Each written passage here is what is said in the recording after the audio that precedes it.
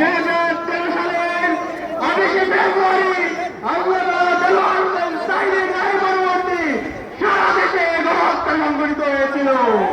2013 সালের 5 মে সন্ধ্যায় আমাদের এদেশের মাদ্রাসা শিক্ষার্থীদের উপর গণহত্যা এবং শিশু হত্যা সংঘটিত হয়েছিল। এভাবে আপনারা জানেন আমাদের ক্যাম্পাসগুলোতে ছাত্রলীগের সন্ত্রাসীরা আমাদের উপর নেককার হত্যাকাণ্ড চালিয়েছিল।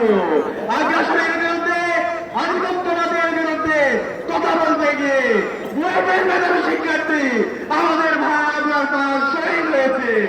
এভাবে গত 16 বছরে আমাদের নেতৃবৃন্দকে আধিপত্যবাদের বিরুদ্ধে কথা বলার কারণে, আগ্রাসনের বিরুদ্ধে কথা বলার কারণে শহীদ করা হয়েছে। আজকে এই প্রোগ্রামের জাতীয় সমাবেশের শুরুতে গভীর শ্রদ্ধার সাথে আধিপত্যবাদের বিরুদ্ধে, আগ্রাসনের বিরুদ্ধে সকল শহীদদের শ্রদ্ধার সাথে স্মরণ করছি। সাথে সাথে জুলাই বিপ্লবের আবু সাঈদ ওয়াসিম শান্ত থেকে শুরু করে শহীদ আলী রায়হান 2000-এর অধিক যে সমস্ত ভাই বোন শহীদ হয়েছে সকল শহীদদেরকে শ্রদ্ধার সাথে স্মরণ করছি। আল্লাহ পাক সুবহানাহু ওয়া তাআলা সকল শহীদদের জান্নাতুল ফেরদৌসে মেহমান হিসেবে কবুল করুক। আল্লাহুম্মা আমিন।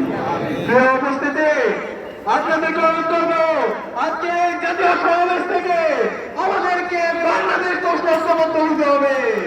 দেশের স্বাধীনতার সার্বভৌমত্ব অখণ্ডতা প্রশ্নে, বৈষম্যহীন বাংলাদেশ বিনির্মাণ করার প্রশ্নে আমাদেরকে ঐক্যবদ্ধভাবে কাজ করে যেতে হবে।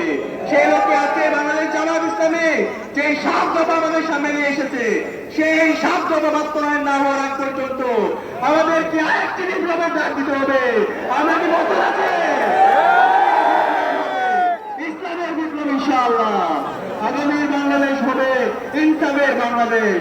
বাংলাদেশ জিন্দাবাদ।